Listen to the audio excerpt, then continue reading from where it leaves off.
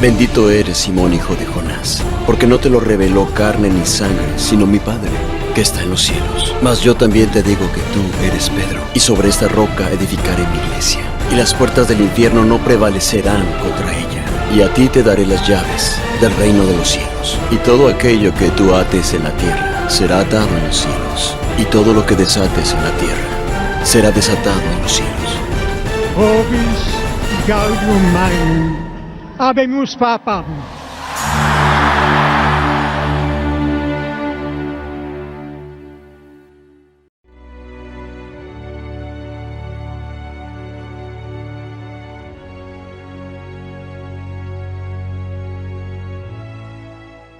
Y después de Dios, nadie como María. Bueno, en el programa de hoy, el Señor y la Virgencita nos tienen preparado un santo muy impresionante, de una vida bastante heroica.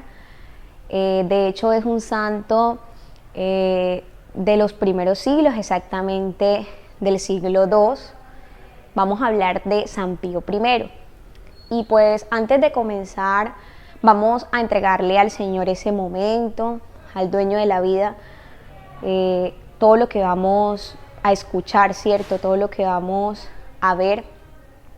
Entonces vamos a comenzar en el nombre del Padre, y del Hijo, y del Espíritu Santo. Amén.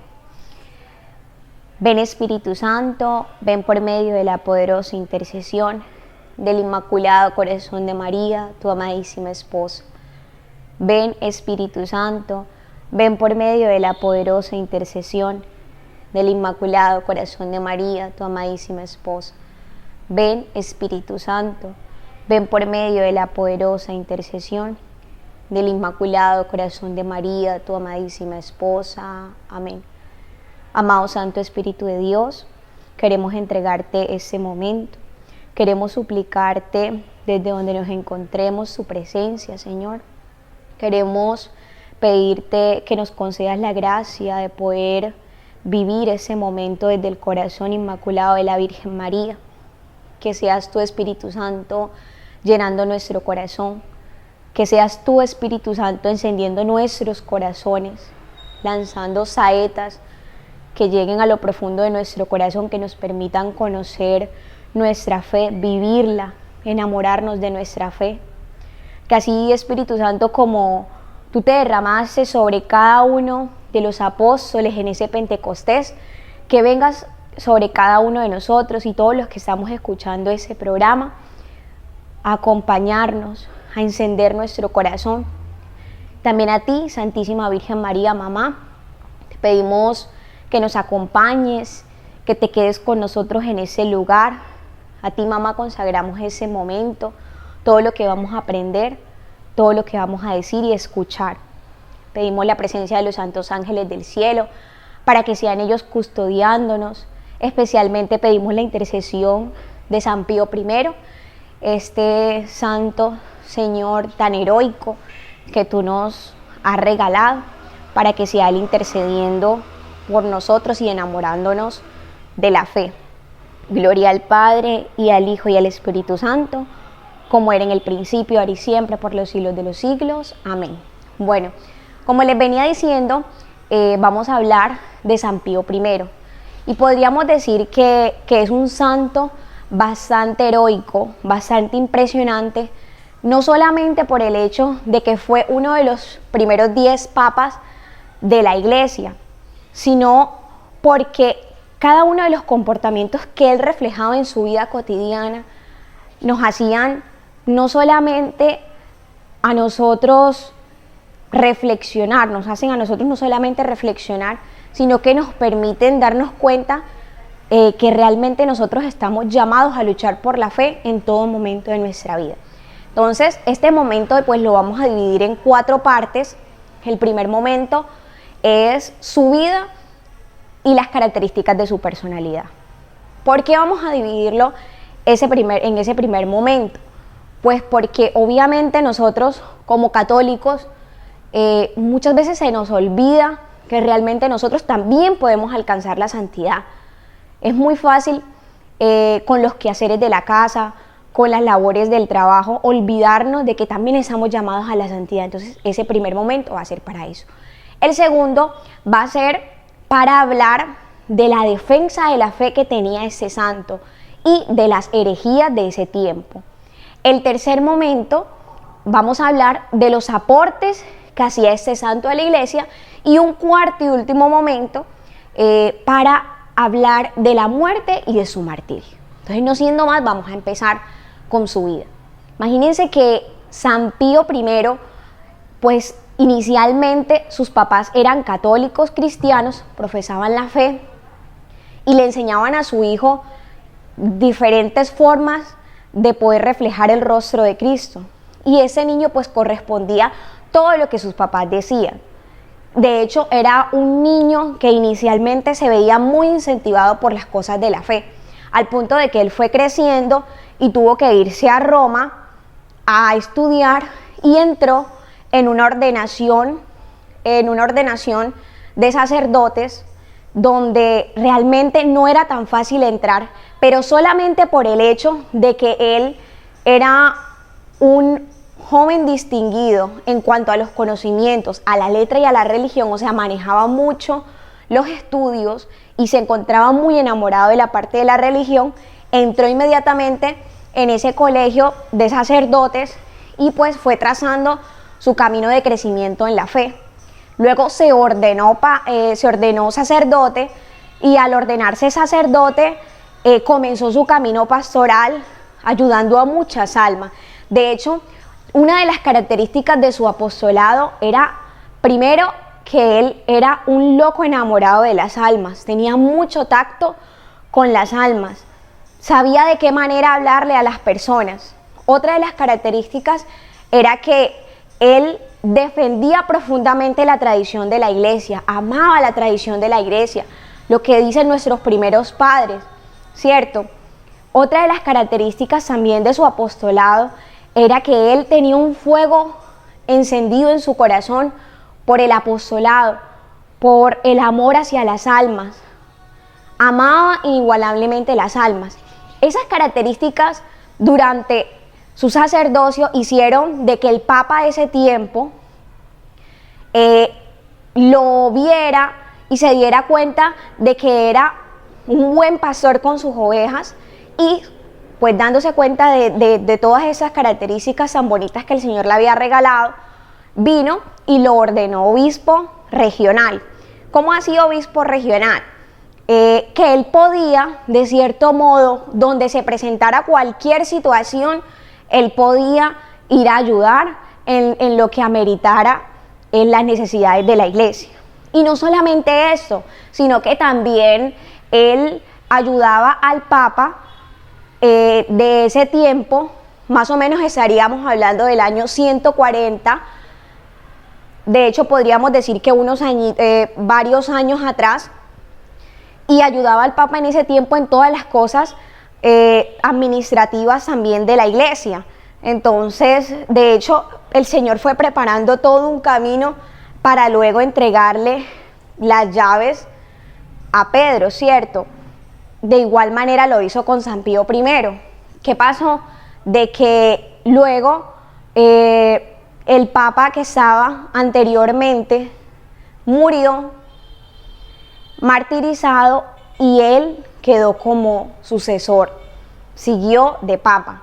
Entonces ahí, hasta ese primer punto, estamos hablando de la vida y las características de San Pío I, un Papa encendido en la fe, un Papa que amaba profundamente la iglesia, que la defendía. Entonces vamos a entrar en el segundo punto, que es la parte de las herejías. ¿Qué pasa? De que cuando él entró al papado, ya el papa anterior había venido luchando con diferentes herejías que se venían dando, ¿cierto? Y en ese tiempo podríamos hablar de Valentín, de Cerdón y de Marcio. Entonces, ellos, pues podríamos decirlo que de cierto modo, en el caso de Valentín, él creía en Cristo, profesaba la fe, pero de un momento a otro comenzó a dejarse llevar por unas espiritualidades que podríamos decir que estaban relacionadas con la parte del gnosticismo.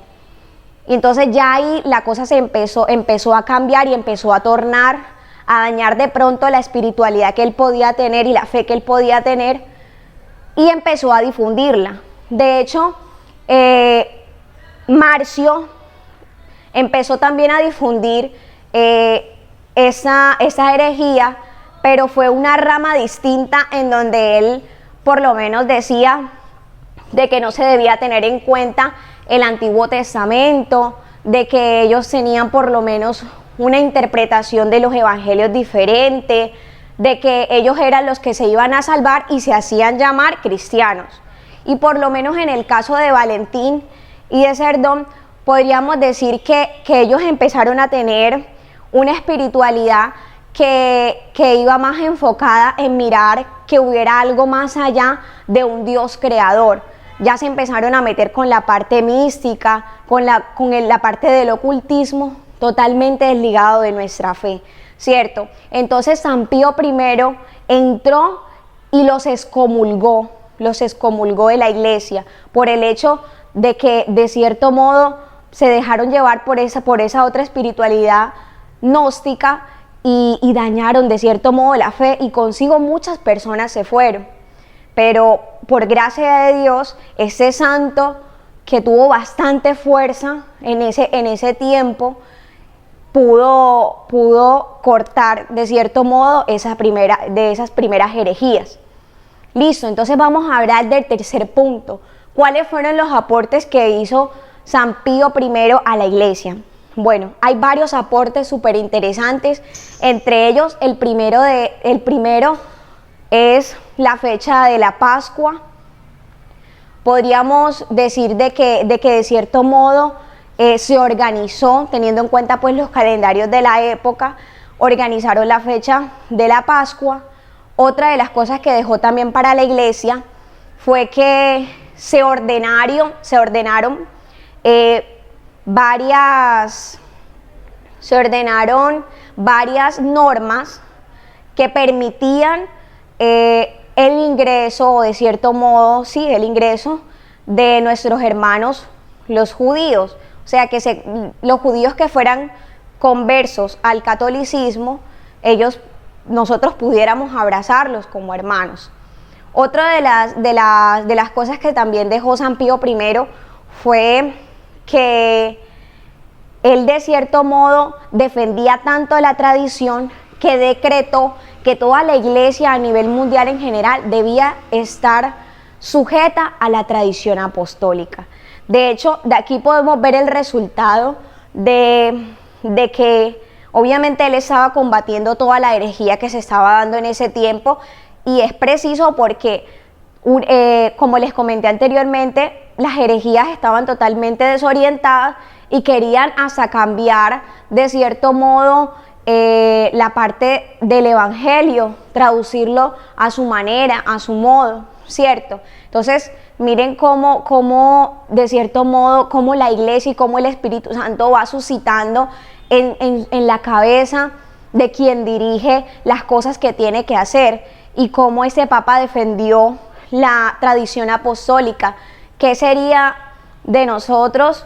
Pues si imagínense las cartas, todo lo que escribieron los apóstoles, que es una riqueza para nosotros que lo encontramos en la Biblia, ¿cierto? Entonces, eso fue otro de los aportes. También un dato importante que podríamos decir dentro de la vida de él es el hecho de que ayudó a mucha gente. Entre esas personas hizo muchos milagros. Podríamos decir que ayudó también a una mujer. Dentro de sus milagros se encuentra el hecho de que ayudó a una mujer que estaba poseída, y la mujer, gracias a Dios, pudo encontrar la paz del Señor, ¿cierto? Y por último, vamos a tocar la parte del martirio y de su muerte. Realmente, para la época era un santo bastante perseguido por toda esa situación, por la idolatría de ese tiempo, por lo pesado que era ese tiempo, y lo acusaron de no rendir culto, lo acusaron de ser cristiano y de no rendir culto a sus dioses. Entonces, a raíz de eso lo encarcelaron, lo maltrataron, lo ultrajaron. De hecho, dicen los datos históricos que en la prisión pasó muy mal y luego por último lo degollaron. Entonces, realmente es un santo que a nosotros nos llama no solamente a despertarnos, a pellizcarnos como católicos en cuanto a defender nuestra fe, en cuanto a predicarla, a enseñarla a los demás. Es un santo, la verdad, bastante impresionante.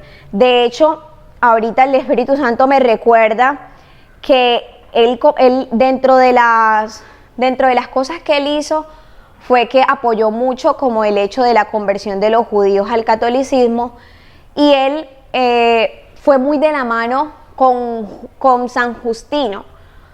San Justino tuvo un diálogo con un judío, con un hebreo, y en ese diálogo se veía cómo San Justino, en quien se apoyó San Pío I, pues para sacar todo esto, pues del apoyo, y lo que hizo fue precisamente, o sea, cuando uno comienza a leer todo o a escuchar todo ese diálogo, que lo podemos encontrar en escritos por internet y también lo podemos encontrar los audios en YouTube. De hecho, uno escucha la manera como San Justino le predicaba a la otra persona, y eso era con un fuego encendido. Y de ahí San Pío I tomó apoyo para darle fuerza a este aporte que hizo a la iglesia, ¿cierto? Entonces también es un llamado particular que el Señor y la Virgen María nos hacen a nosotros, primero a conocer nuestra fe, a amar nuestra fe, y no solamente conocerla y amarla, sino también vivirla, ¿cierto? Vivirla con todos los que están a nuestro lado. No sabemos quizás cuántas personas están necesitadas de conocer de nuestra Santa Madre Iglesia Católica, que es una iglesia tan rica. O sea, realmente podríamos decir, nos tiene que conmover el corazón saber de que tenemos una iglesia que es tan perfecta, que a través de los tiempos han venido diferentes sucesores de Pedro que han hecho cosas realmente impresionantes. Obviamente no dejamos de ser humanos, ¿cierto? Pero de todas maneras tenemos este ejemplo de este santo papa que realmente lo dio todo por el amor a Cristo. Entonces, los invito a eso, a que se enamoren de la fe. Si quieren de pronto conocer un poco más de San Pío I, pueden buscar sobre él. Es uno de los primeros papas, pero pueden encontrar información de él.